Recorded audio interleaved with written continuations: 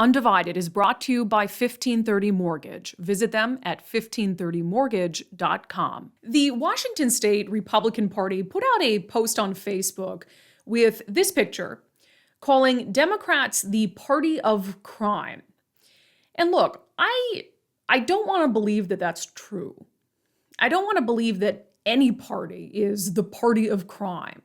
I don't want to believe that dedicated public servants are somehow searching for ways to make life more difficult and more dangerous for their constituents.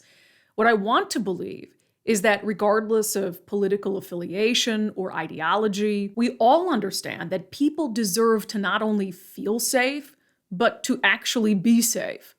That they deserve to be able to walk in any corner of our cities at any time of day without fear. Like I said, again, I don't want to believe that Democrats are the party of crime, but I am having a pretty hard time lately finding examples to disprove that. I have a hard time when just a day after video is released of an Amazon worker brutally attacked at random in downtown Seattle, some council members spend their time arguing over a meaningless performative vote to support the unionization of local Starbucks employees. A vote that has no bearing on anything, yet devolved into childish bickering over what council members supports workers more. It was Mayor Durkin who and Councilmember Swan, it's a fact that we have the longest. Can I have the clerk mute everybody, because apparently people can't behave. Clerk, can you please mute it? Which I'm still proud to continue to do. Please mute it. Mute everybody. Now, if only they put as much effort into supporting this worker, into talking about this worker, into making sure that the workers they claim to care so much about can walk to and from their jobs safely. Guy is shot dead. And while Seattle is certainly on a level of its own when it comes to crime and disorder, Democrats in Olympia aren't far behind. I have a hard time believing that Democrats aren't the party of crime when they introduce bills to help violent offenders while simultaneously contradicting every statement they've ever made about their public safety priorities.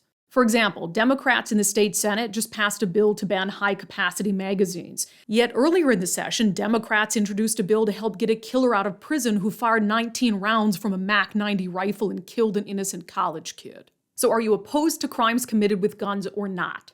Democrats in the state Senate also passed a bill that would give even the most notorious killers in Washington a chance to get out of prison, all while Democrats are supporting 2 bills to send nonviolent offenders to jail for things like fake vaccine cards and election lies. Help me understand.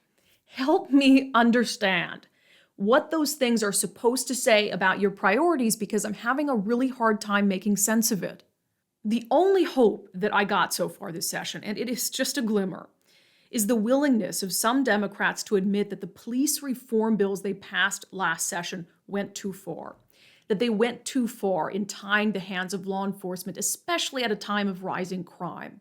The House just passed House Bill 2037, which is meant to help clarify when officers can use force.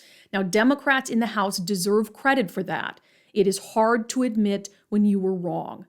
But there is still no action to fix a bill passed last session that made it nearly impossible for law enforcement to engage in a vehicular pursuit, even in cases where someone is drinking and driving or just committed a violent crime, leaving that person to possibly go out in our communities and hurt someone else. I believe that there are improvements that need to be made to our criminal justice system. I believe that it is a system that should primarily be one focused on restoration, not retribution. But if you cannot come up with ideas that improve outcomes for offenders without putting law-abiding members of the public at greater risk, then you are failing.